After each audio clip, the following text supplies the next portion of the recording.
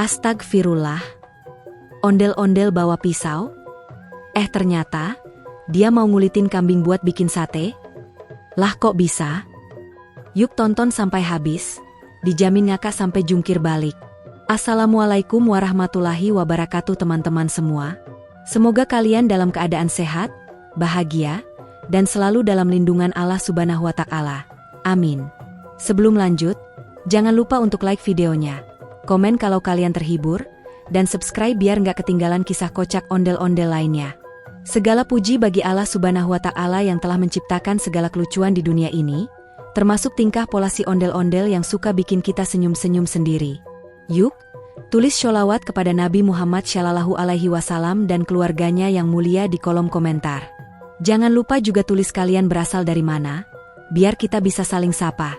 Teman-teman, dalam setiap kisah lucu ini, kita jangan lupa untuk tetap bertakwa kepada Allah.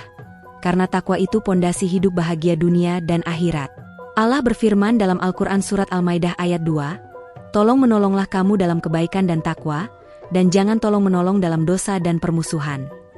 Nah, seperti ondel-ondel hari ini, meskipun lucu dan ngasal, tapi tetap niat bantu-bantu masak buat acara kurban. Dan jangan lupa ya, tulis juga kalian dari kota atau desa mana di kolom komentar. Siapa tahu kita bisa adain acara menyate bareng-bareng juga. Pagi itu, mentari baru saja muncul malu-malu dari balik awan. Udara masih segar, burung-burung bernyanyi merdu, dan daun-daun masih basah karena embun. Di tengah suasana damai itu, terdengar suara berisik dari belakang rumah. Cekrek, cekrek, kling, kling, kling. Suara aneh yang bikin penasaran warga. Ternyata, si ondel-ondel sudah bangun dari subuh tadi, dan dia langsung menuju ke dapur sambil bawa pisau besar. Tapi bukan sembarang pisau. Ini pisau dapur model Betawi zaman dulu, panjang, lebar, dan karatan. Udah kayak barang peninggalan nenek moyang, tapi si ondel-ondel dengan pedenya bilang, ini pisau sakti warisan kakek lurah. Sambil ngantuk-ngantuk, ondel-ondel nyanyi lagu dangdut campur sholawat versi remix. Liriknya campur-campur, kadang ada, ya Nabi salam alaika, kadang masuk, cendol dawet dawet cendol. Bikin warga yang lagi sapu halaman jadi heran, ini orang abis sahur apa abis nyedot kopi 3 gelas? Tapi ternyata, ondel-ondel itu lagi ngasah pisau, katanya mau bantu nyiapin kambing buat disate.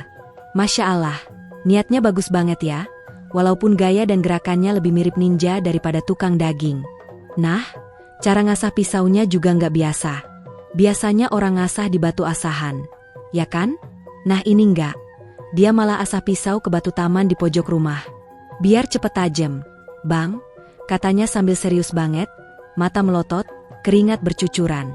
Tapi hasilnya, pisau malah mental kena tembok, terus nyangkut di pohon kelapa. Warga langsung heboh. Weh, itu ngasah atau adu jurus silat? Tapi si ondel-ondel cuma ketawa ngakak, sambil bilang, lihat, ini baru namanya kekuatan sholat tahajud. Waduh, makin gak nyambung aja logikanya, tapi justru itu yang bikin warga makin gemes dan ngakak. Pas dia berhasil narik pisaunya dari batang kelapa, pakai gaya ala pahlawan film, dia bilang, nah, ini baru namanya pisau siap tempur. Terus dia jalan pelan-pelan sambil gendong pisaunya kayak bawa bayi. Tapi karena berat, dia jalannya oleng-oleng kayak orang mabuk laut. Lewat depan warung, Bu Yati teriak, waduh, Endul, jangan main pisau di jalan dong, nanti dikira zombie Betawi. Tapi ondel-ondel dengan tenang jawab, tenang Bu, saya ini pahlawan rasa sate. Waduh, makin ngawur jawabannya. Tapi warga tetap senyum-senyum aja. Karena emang begitulah si ondel-ondel, niatnya baik, caranya aja yang nyeleneh. Sampai di tempat penyembelihan kambing, dia langsung beraksi. Tapi karena dia nggak biasa motong hewan, jadi dia malah ngeruk tanah dulu buat cari posisi duduk yang pas. Warga udah pada siap-siap, ada yang nyiapin air, ada yang nyiapin talenan, ada juga yang standby buat bantuin. Tapi si ondel-ondel malah sibuk ngelapin pisaunya pakai sarungnya sendiri. Astagfirullah. Sarungnya jadi hitam legam. Tapi dia tetap percaya diri. Ini sarung berkah, Bang. Udah pernah dipakai nyate tahun kemarin. Lah, tapi tahun lalu dia kan belum belajar masak. Pokoknya asal ngomong aja, tapi justru itu yang bikin warga ngakak berjamaah. Pas kambing udah siap, disembelih sama ustadz kampung, si ondel-ondel langsung maju buat bagian nguliti. Tapi dia malah ambil posisi jongkok kayak ninja, terus goyang-goyang badan. "Endul, ngapain lo?" tanya Pak RT. "Pemanasan, Bang. Biar otot nggak kram pas ngulitin," jawabnya sambil salto kecil. Tapi pas mulai nguliti, waduh, bukannya kulit kambing yang keangkat, malah sarung dia yang melorot. Warga langsung ketawa nggak bisa berhenti. Ada yang sampai jatuh dari bangku, ada yang nahan perut sampai meringis. Tapi anehnya, si ondel-ondel tetap fokus. Dia ambil kulit kambing pelan-pelan, terus mulai motong bagian pinggir. Tapi karena pisaunya terlalu tajam, hasil asahan ninja tadi, sekali sayat langsung tembus ke daging. "Waduh, ini kambing bukan dikulitin, tapi dibedah," kata Bu Marni sambil tutup mata. Tapi si ondel-ondel tetap kalem. Sambil nyanyi, "Kulitmu selembut sutra," lirik lagu dangdut dia nyambungin sama kulit kambing. Waduh, warga udah pasrah. Yang penting kerjaan beres meski dengan gaya absurd. Ada momen lucu lainnya saat ondel-ondel nanya, "Ini bagian mana ya? Leher atau paha?" Padahal udah jelas itu bagian punggung. Pak Udin jawab, "Kalau leher ya dekat kepala, Endul." Tapi dia malah bingung. Kepala yang mana? Yang udah putus atau yang belum? Lah, kambingnya satu, Endul. Untung ada anak-anak kecil yang bantu tunjukin, dan malah ngajarin, ini daging, ini tulang, ini kulit. Jangan dicampur, Bang Ondel. Si ondel-ondel malah kagum. "Wah, kamu calon chef ya?" Padahal si anak baru umur 7 tahun. Waktu kulit kambing udah berhasil dilepas. Meskipun bentuknya nggak rata dan robek di sana-sini, warga pada tepuk tangan. Bukan karena hasilnya bagus, tapi karena ondel-ondel berhasil nyelesain tanpa ngerusak perabot. Tapi si ondel-ondel malah berdiri gagah, terus bilang, "Dengan ini, saya resmi jadi tukang kulitin kambing kelas nasional." Semua warga langsung nyorakin, "Hidup Endul, hidup Endul." Tapi ada juga yang nyeletuk, "Hidup ketawa kita tiap tahun." Setelah itu, dia bawa kulit kambing kayak bawa bendera kemenangan. Ditarik ke atas, terus dia lari-lari keliling lapangan sambil teriak, "Sate, sate, bentar lagi matang." Warga makin ngakak, karena dagingnya aja belum dipotong, apalagi dibakar. Tapi semangat si ondel-ondel emang gak ada matinya. Meskipun gaya dan metodenya bikin semua orang tepok jidat, tapi dia selalu berhasil bikin suasana ramai dan penuh tawa. Bahkan ada yang bilang, kalau gak ada ondel-ondel, acara kurban kita sepi. Dan emang benar, tiap tahun dia selalu punya gaya baru, kejutan baru, dan tentu saja, kelucuan baru yang bikin hari raya jadi lebih meriah. Dari mulai ngasah pisau sampai ngulitin kambing, semuanya jadi bahan ketawa yang tak terlupakan. Dan itulah si ondel-ondel, si raja kocak kampung yang selalu punya cara unik untuk menyemarakan hari-hari kita. Setelah selesai mengasah pisaunya sampai berkilau seperti pedang samurai, ondel-ondel Cimug langsung bersiap untuk tahap berikutnya, memotong daging kambing. Dengan semangat berkobar seperti jagoan dapur, Cimug memasuki arena pemotongan dengan gayanya yang khas, langkah besar, mata melotot, dan dandanan meriah warna merah hitam yang bikin semua kambing di sekitar langsung tiarap sembunyi. Tapi jangan khawatir, daging kambing yang sudah tersedia bukan kambing hidup ya. Ini sudah daging yang siap potong, hasil gotong royong dari acara kurban seminggu sebelumnya yang sengaja dibekukan di freezer khusus milik kakek Toro. Di dapur terbuka yang dibikin ala warung sate Madura, Cimug langsung buka celemek motif batik yang entah dapat dari mana. Dengan penuh gaya, dia mengeluarkan talenan kayu besar, diletakkan di atas meja pendek buatan tangan Pak RT, dan mulai menyusun potongan-potongan daging kambing. Tapi gaya ondel-ondel ya tetap aja unik. Tiap kali motong, dia selalu teriak, "Hup, ha-a, ya-a," kayak pendekar pencak silat, padahal itu cuma motong daging. 1 potong, 2 potong, 3 potong, tiba-tiba ada tetangga lewat dan bilang, "Itu motong daging apa nyari tuyul, sih, berisik amat." Semua langsung ketawa ngakak. Tapi jangan salah, meskipun gayanya rame dan konyol, potongan Cimug tuh rapi banget. Ukurannya pas, nggak terlalu besar, nggak terlalu kecil, cocok banget buat sate. Bahkan bulik Ivo yang biasa masak rendang pun geleng-geleng kepala, ini ondel-ondel bisa motong daging lebih jago dari keponakanku yang anak chef loh." Cimug pun membusungkan dada, walau matanya tetap melotot karena memang nggak bisa kedip. Dia pun lanjut motong daging dengan penuh semangat, sambil sesekali nyanyi-nyanyi lagu Betawi seperti Si Jali Jali, tapi nadanya ngawur jadi malah mirip dangdut koplo. Yang lucu lagi, saat potongan mulai menumpuk di nampan, Cimug iseng ngerangkai potongan daging jadi bentuk wajah ondel-ondel kecil. "Tuh lihat, ada anakku," katanya sambil ngakak sendiri. Bulik Ivo yang bantuin nyiapin tusukan sate malah ngakak sambil bilang, kalau dia bisa ngomong, pasti dia bilang, "Ayah kok tega." Semua jadi gempar ketawa. Bahkan kakek Toro yang biasanya serius langsung duduk sambil ketawa guling-guling. Lucunya Cimug memang gak ada lawan. Apalagi pas dia motong daging sambil joget-joget TikTok. Gagal fokus deh. Potongan dagingnya malah nari bareng. Saking semangatnya, Cimug gak sadar kalau satu potong daging nyangkut di kupingnya. Semua orang udah teriak, "Cimug, itu dagingnya nempel di kuping, bukan di nampan." Tapi Cimug malah bingung. Kuping siapa? Karena kupingnya gede dan topengnya keras, dia nggak ngerasa ada apa-apa. Jadilah sepanjang acara motong daging, dia jalan-jalan sambil bawa aksesoris kambing di kepala. Baru sadar pas lihat pantulan wajahnya di panci. Ya ampun, ternyata aku bawa bekal darurat. Semua langsung ngakak lagi, bahkan kambing-kambing dari dunia gaib pun mungkin ikut tepuk tangan. Dan akhirnya, setelah kerja keras penuh tawa dan potongan daging yang presisi, nampan pun penuh. Sate-sate itu siap dilanjutkan ke tahap selanjutnya. Direndam bumbu kecap ala Cimug yang katanya diwariskan dari leluhur Betawi zaman VOC. Tapi itu nanti ya, karena Cimug mau istirahat dulu sambil gaya duduk ala jagoan film laga. Sambil ngelap keringat, padahal topengnya nggak bisa keringetan. Dia teriak, "Sate, tunggu aku. Aku datang untuk membumbumu." Semua langsung tepuk tangan heboh, dan acara potong daging pun resmi ditutup dengan tawa yang meledak di mana-mana. Setelah sukses memotong daging kambing dengan gaya layaknya pendekar pasar malam, ondel-ondel Cimug tidak mau berhenti sampai di situ. Dia langsung lanjut ke tahap paling dinanti, meracik sate dan menyiapkan bumbu kecap legendaris. Dengan langkah mantap, Cimug berjalan menuju meja bumbu sambil membawa nampan besar berisi potongan daging. Tapi yang unik, dia naruh nampan itu di atas kepala, kayak penjual rujak keliling, padahal topeng ondel-ondelnya tinggi banget.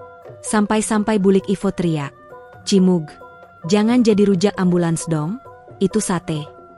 Semua yang lihat langsung terpingkal. Meja bumbu sudah tertata rapi.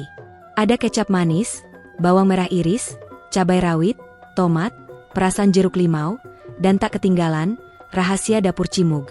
Air rendaman daun jeruk yang katanya bikin sate jadi nyanyi sendiri. Dengan tangan besarnya, Cimug mulai mengaduk bumbu kecap dalam baskom, sambil ngedumel sok serius kayak chef bintang 5. Ini resep turun-temurun dari buyut ondel-ondel yang dulu ikut demo kuliner zaman penjajahan. Katanya, bikin semua orang garuk-garuk kepala, emang ada demo kuliner di zaman Belanda. Sambil nyampur kecap dan rempah, Cimug juga sibuk menyiapkan tusukan satenya. Tapi karena tangannya besar, tiap tusuk sate yang dia bikin selalu kelebihan potongan. Biasanya orang normal tusuk 4 atau 5 potong. Cimug tusuk 9 potong daging, 2 potong lemak, 1 potong tomat, dan 1 buah lontong. "Cimug, itu MAH bukan sate, itu tusukan warteg," seru Pak RW sambil ngakak. Tapi Cimug tetap pede, bahkan kasih nama kreasi itu, sate all-in-one ala ondel. 1 tusukan bisa bikin kenyang 2 orang, katanya.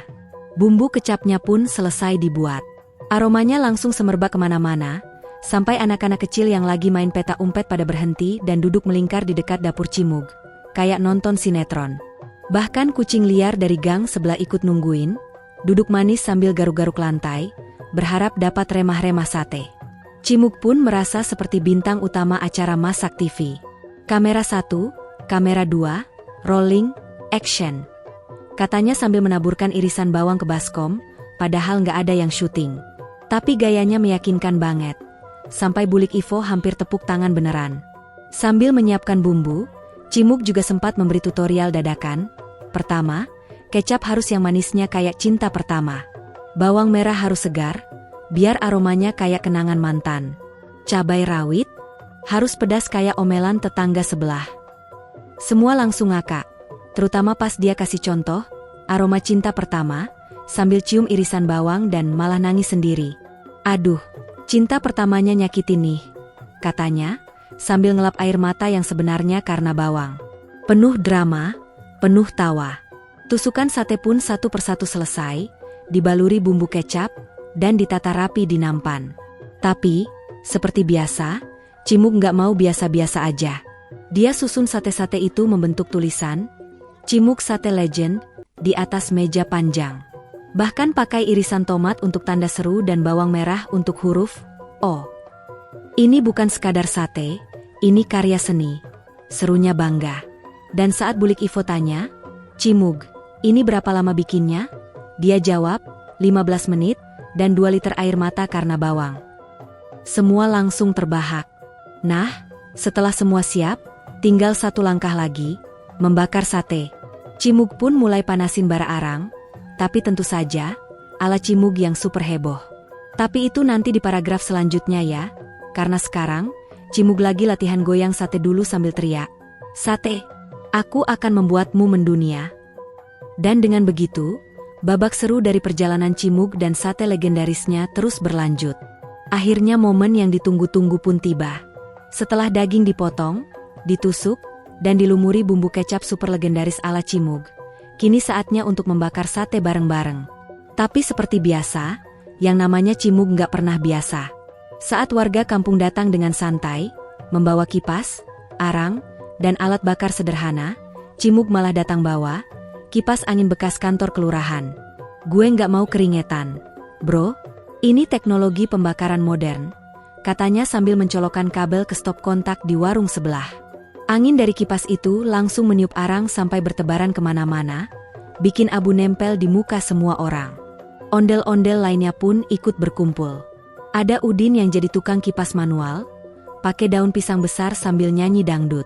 Ada Bulik Ivo yang bawa olesan bumbu pakai kuas ke tembok, katanya biar cepat rata.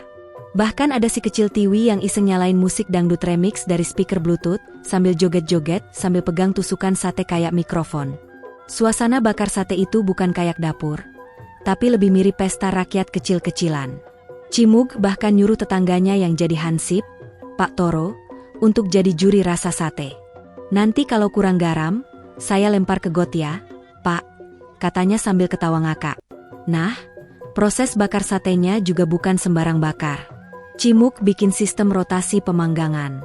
Setiap tusukan yang sudah setengah matang, dia serahkan ke orang lain buat dibalik dan dibumbui lagi. Tapi karena terlalu banyak yang ikut nimbrung, satenya malah muter-muter terus nggak mateng-mateng.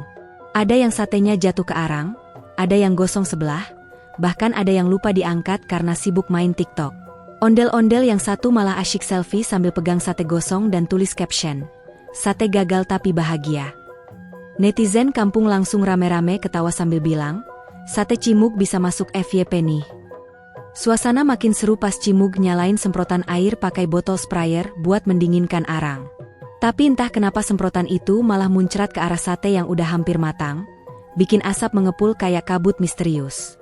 "Ini sate bakar kabut edisi spesial," kata Cimug sambil terus menyemprot, sampai akhirnya malah semprot muka sendiri dan teriak, "Aduh, kena mata. Bumbunya pedes, bro." Semua langsung heboh, bahkan ada yang jatuh dari kursi karena nggak kuat nahan tawa. Sate-sate mulai matang satu persatu, dan aromanya benar-benar menghipnotis seisi kampung. Anak-anak kecil pada antre bawa piring, emak-emak siap bawa lontong, dan bapak-bapak sudah standby dengan teh hangat. Tapi Cimug, seperti biasa, punya ide nyeleneh. Dia bilang, sate pertama akan diberikan kepada yang bisa joget ondel-ondel paling heboh. Dan dimulailah kontes joget spontan. Warga bergoyang, berputar, sampai ada yang jatuh ke kursi plastik, tapi tetap semangat. Akhirnya pemenangnya adalah Nenek Imi, 72 tahun, yang joget sambil salto kecil, dibantu cucunya sih. Semua teriak, "Hidup Nenek Imi." Cimug makin semangat. Dia jadi MC dadakan, sambil bagi-bagi sate kayak host acara TV. Tapi alih-alih panggil orang satu-satu, dia lempar satenya dari jauh pakai sarung tangan oven. Untung satenya nancep ke piring, bukan ke jidat. Semua orang teriak, "Wih, mantap, ini baru sate lempar presisi." Bahkan Pak RW ngusulin tahun depan acara ini dijadikan lomba resmi, lempar sate nasional Cimug Cup, katanya. Dan semua warga setuju sambil tepuk tangan meriah. Begitulah suasana sore itu, penuh tawa, penuh sate, dan penuh aksi tak terduga. Api masih menyala, kipas masih muter, musik dangdut masih berdentum, dan Cimug masih nyanyi-nyanyi gak jelas sambil ngolesin sate. Sate ini bukan cuma makanan, tapi simbol cinta ondel-ondel. Semua orang ketawa, dan di tengah asap yang naik ke langit, kampung kecil itu terasa seperti dunia yang damai, bahagia, dan pastinya, kenyang sate. Hidangan laut ditusuk hati merah dua api. Setelah perjuangan panjang nan penuh tawa, tibalah saat paling ditunggu, makan sate bareng-bareng. Aroma daging kambing yang dibakar sempurna dengan bumbu kecap khas Cimug, bikin semua perut nggak sabar. Ondel-ondel dan warga kampung duduk melingkar di atas tikar pandan yang digelar di bawah pohon rambutan, lengkap dengan lontong, sambal kacang, dan kerupuk bawang yang kriuk-kriuk menggoda. Cimug duduk di tengah-tengah, layaknya raja kampung yang baru saja menaklukkan hutan sate. Tapi ya itu tadi, gaya duduknya tetap kocak, nyeker, sarung dililit kayak ikat pinggang ninja, dan mulut udah penuh sate. Cimug mulai makan sambil ngoceh. Ini sate bukan sembarang sate. Ini sate hasil perjuangan, air mata, dan bumbu yang nyiprat ke mata. Semua ngakak. Bulik Ivo langsung nyeletuk, dan hasil semprotan sprayer yang bikin arang naik ke awan. Pak RW duduk di samping sambil cerita kalau sate ini lebih enak dari sate langganan dia di warung dekat kelurahan. Rasanya ada cinta-cintanya gitu, katanya sambil ngunyah. Bahkan si Udin yang biasanya cerewet cuma bisa angguk-angguk sambil mata berkaca-kaca karena satenya pedas. Di tengah suasana yang penuh makan dan ngobrol, tiba-tiba Cimug berdiri dan angkat tusukan sate tinggi-tinggi sambil berkata, "Warga kampung ketoprak. Hari ini kita makan bukan cuma untuk kenyang, tapi untuk mempererat tali persatean." Semua langsung tepuk tangan sambil ketawa. Bahkan si kecil Tiwi bilang, "Aku mau jadi pembuat sate kayak Cimug kalau udah gede nanti." Suasana makin haru saat nenek Imi berdiri dan bilang, "Saya udah umur 72 tahun, tapi ini pertama kalinya makan sate bareng ondel-ondel sambil joget dan ketawa segini bahagianya." Waduh, langsung pada netes air mata, campur bawang dari sate. Setelah kenyang, Cimug kasih kejutan kecil. Dia ambil satu piring sate, ditaruh di atas daun pisang, lalu ditaruh di depan rumah Bu Inah, tetangga yang sedang sakit. "Ini buat Ibu Inah, biar cepat sembuh dan bisa joget bareng minggu depan," katanya. Semua warga setuju dan ikut mendoakan. Ondel-ondel lain juga ikut bantu bersihin sisa acara. Ada yang angkut arang bekas, ada yang cuci piring, bahkan ada yang nyapu sambil nyanyi. Cimug sambil bersihin tempat bakaran, ngomong ke kamera yang dibawa Udin, "Ini baru namanya acara kampung, nggak mewah, tapi penuh cinta, canda, dan sate." Tak lama kemudian langit mulai gelap, tapi wajah semua orang tetap bersinar karena perut kenyang dan hati senang. Musik dangdut ditutup dengan lagu slow. Anak-anak mulai pulang bawa sate buat orang tua di rumah, dan ondel-ondel mulai bersin properti. Cimug terakhir yang pulang, sambil nyender ke tiang listrik dan bilang, "Makan sate bareng itu bukan soal satenya, tapi soal kenangan yang kita ciptakan bareng. Dan, soal bumbu kecap rahasia yang gak bakal gue kasih tahu siapapun," katanya sambil ngakak terakhir kalinya. Semua orang melambaikan tangan dan bubar dengan senyum lebar. Alhamdulillah, teman-teman semuanya, terima kasih sudah menonton video ini sampai selesai. Semoga kisah kocak ondel-ondel bareng Cimug tadi bisa bikin kalian senyum-senyum sendiri, bahagia, dan yang paling penting, ingat terus sama nikmat yang Allah berikan, sekecil apapun itu, bahkan lewat sate sekalipun. Jangan lupa ya teman-teman, selalu bersyalawat kepada Nabi Muhammad dan keluarganya yang mulia. Dengan syalawat, hati jadi adem, hidup jadi berkah, dan insya Allah makin dekat dengan Rasulullah. Amin. Dan jangan lupa juga, tetap bertakwa kepada Allah Subhanahu wa Ta'ala dimanapun kalian berada, karena hanya dengan takwa kita bisa bahagia dunia akhirat. Semoga kisah ini jadi pengingat buat kita semua. Yuk, di kolom komentar, tuliskan asal daerah kalian, sholawat terbaik buat Nabi dan keluarganya, dan doain juga semoga Allah ampuni dosa kita semua sebagai umat Nabi Muhammad. Amin ya Rabbal Alamin. Oh iya, kalau kamu punya ide cerita lucu lainnya tentang ondel-ondel, langsung aja komen di bawah ya. Mau Cimug jadi petugas kebun binatang? Atau ondel-ondel bikin restoran sate keliling? Semua bisa kita buat bareng-bareng. Sampai jumpa di video berikutnya. Wassalamualaikum warahmatullahi wabarakatuh. Bulan Sabit Kilauan.